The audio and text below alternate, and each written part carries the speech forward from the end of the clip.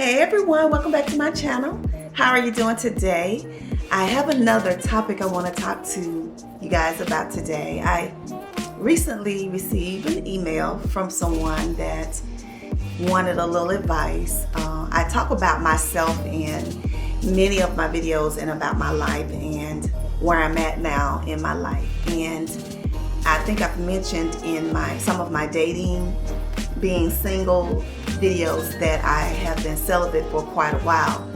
And the person was wanting to get some information on how I was able to do that and did not want to be, I guess, visible in the comments. So they sent me an email, which I do give my email address out, is mslydiap@gmail.com. You're welcome to email me with any questions that you want me to address, or if you have any questions or concerns about anything that I post, please feel free to email me privately, and I will honor that privacy and will not use your name or anything in the comments. But if it's something that I talk about or leave a video on that you want to discuss, please feel free to do that. That is my purpose behind leaving some of the videos here. So today I do want to address being celibate, and this topic gets like mixed I guess reviews, because there are so many people that aggravates.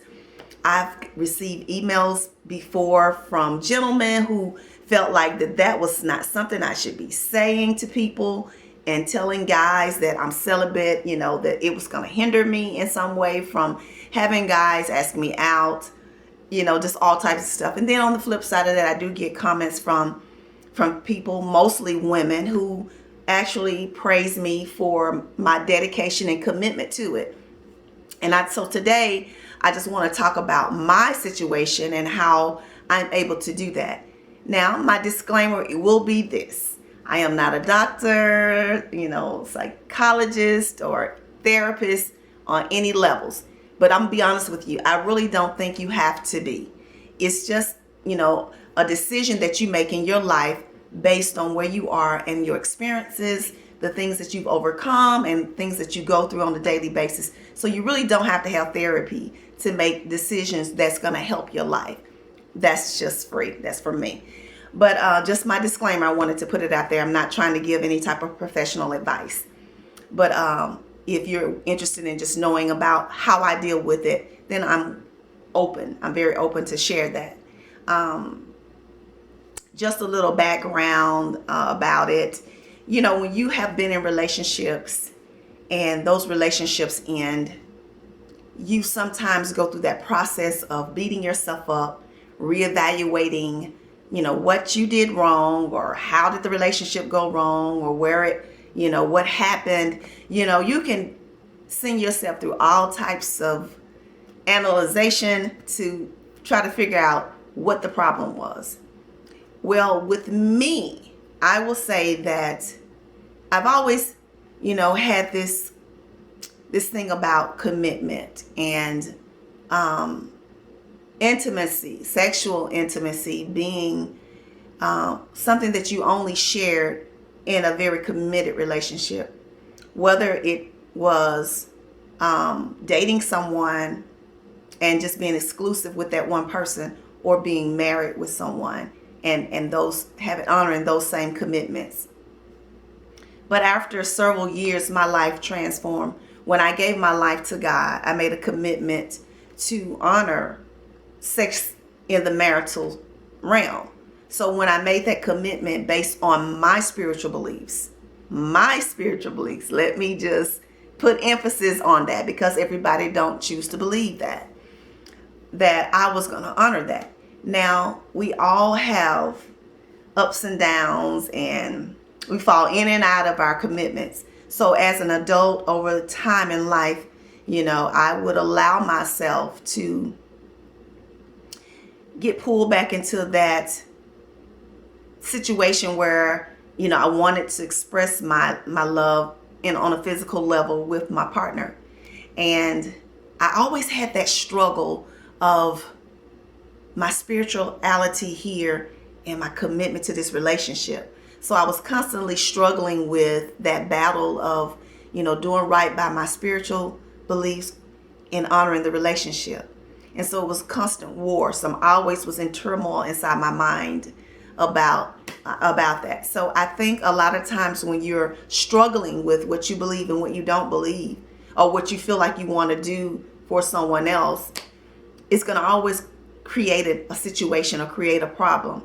And therefore, I think sometimes those issues can creep into your relationships, and it can actually cause problems. So I feel that is what happened in my situation. I feel that my commitment not to be sexual in a lot of cases, actually contributed to my relationships having problems, because once you cross that boundary in a relationship with a guy or a man with a woman, and you decide to be intimate, and then at some point in the relationship you decide to take it back, it can create problems. And that usually would be my problem.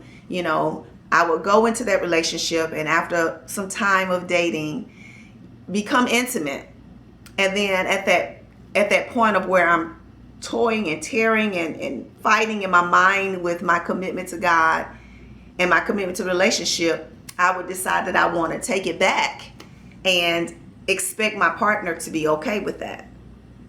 And that's just not true, So going through that through years, it can be a struggle. And ultimately, sometimes it can actually end in the relationships ending. So with that happening with me, I went to this place in my mind where I wanted to commit to myself, and I wanted to be okay with the way that I chose to live my life. And I think that a lot of times we can feel that if we're not living according to society's standards or a way that other people want to be in relationships, that we will end up ultimately not having a relationship. And so therefore we want to try to honor, the way that society lives, because we don't want to be left out.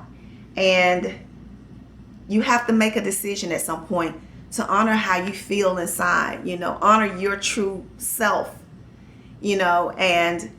or you can stay on the fence and tug of war with yourself, be at war with your mind and your peace of mind, and with that commitment in that relationship.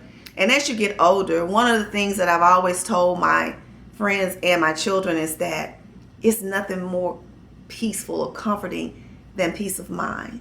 To be able to live in a state of your mind where you're at peace with who you are, at peace with what you do for a living, at peace with the friends you have in your life, at peace with your family, because, families have issues. And when you find that peaceful state to live in, and you're not trying to prove yourself to other people, you're not trying to be somebody you're not, you're being true to who you are.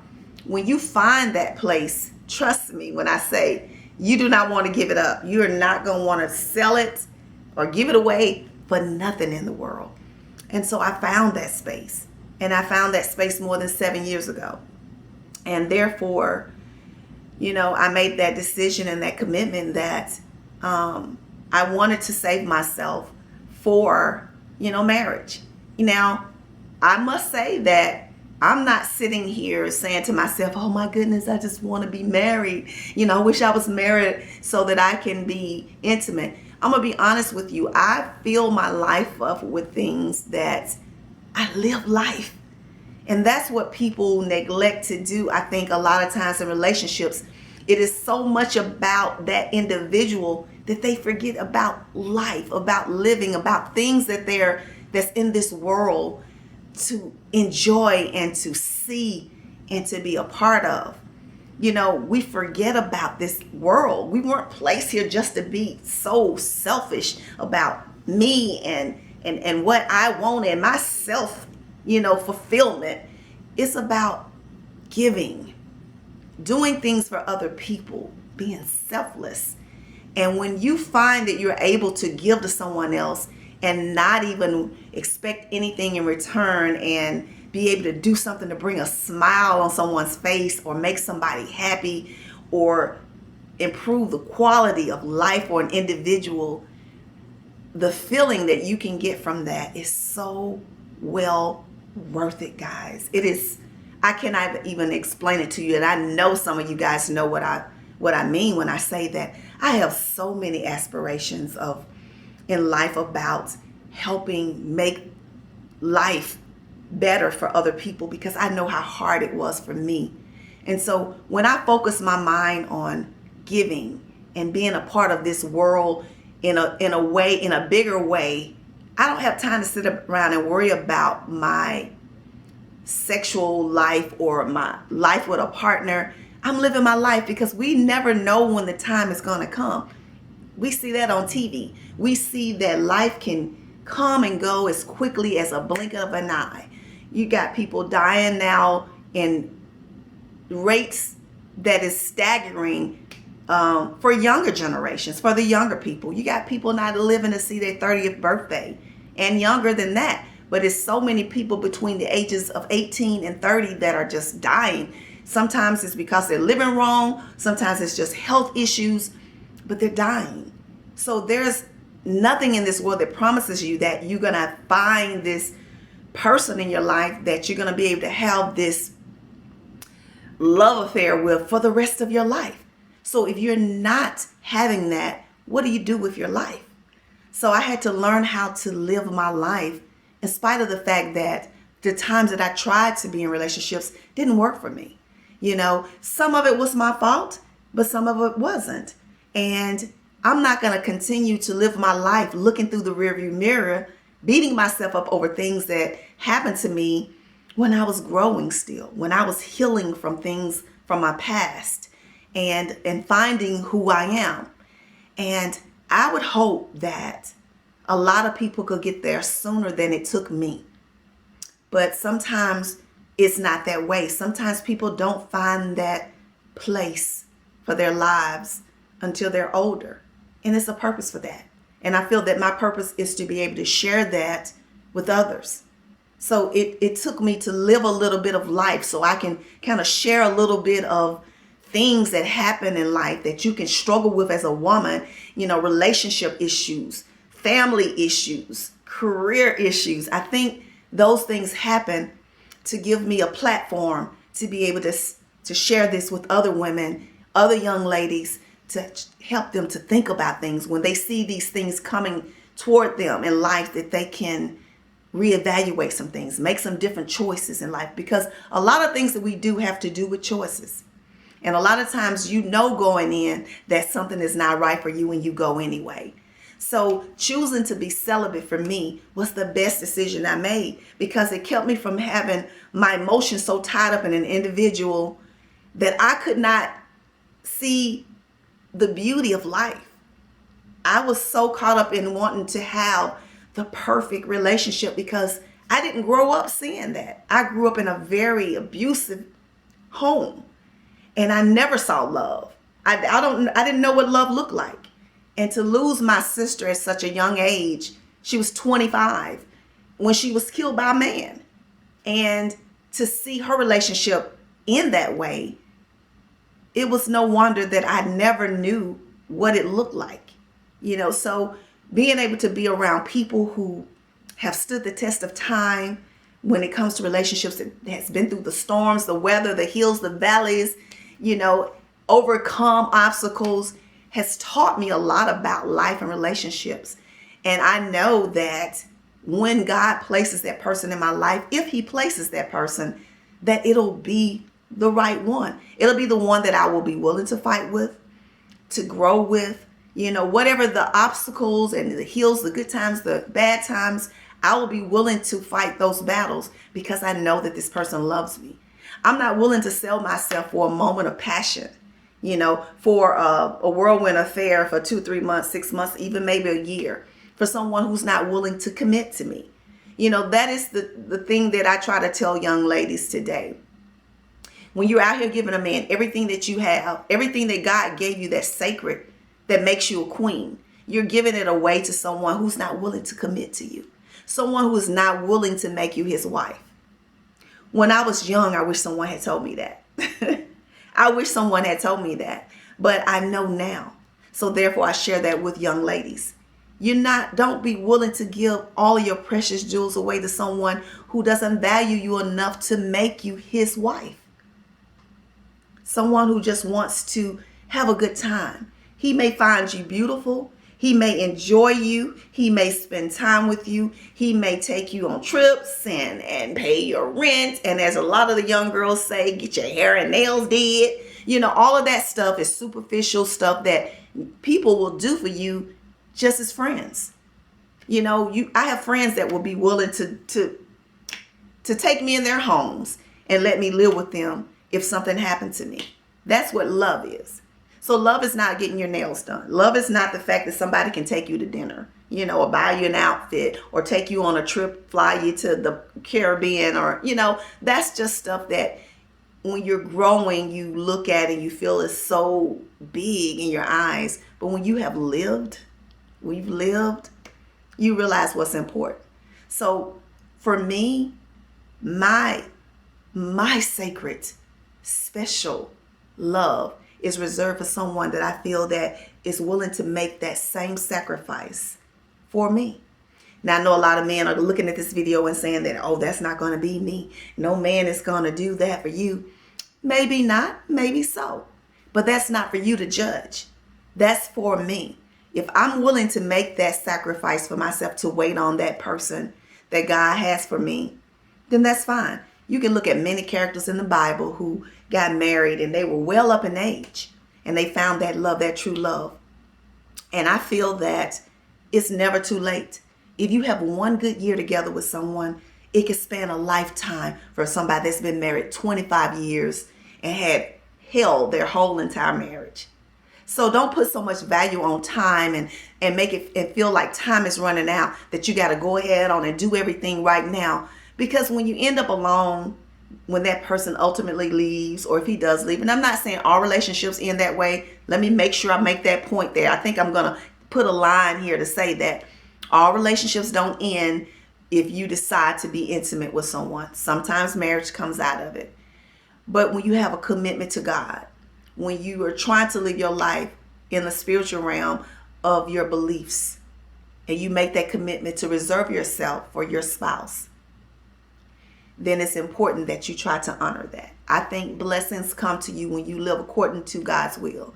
And I feel that God has blessed me in so many ways that I'm willing to live and honor him in obedience. And that is why I chose to be celibate. So it's not like I'm holding a stick over a man's head and punishing guys for anything. It has to do with me and what I believe. And I believe I'm special. I believe I'm deserving of someone who will love me in the way that God wants him to. I meet a lot of guys and I date and I go out with men, and I'm gonna be honest with you, I just haven't met him.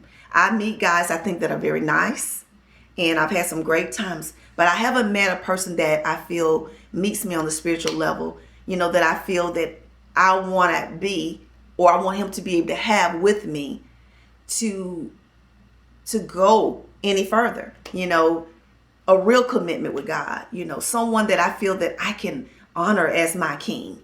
I haven't met anybody like that. And therefore, I just continue to live my life. It is so much in this world, guys, that I just want to do.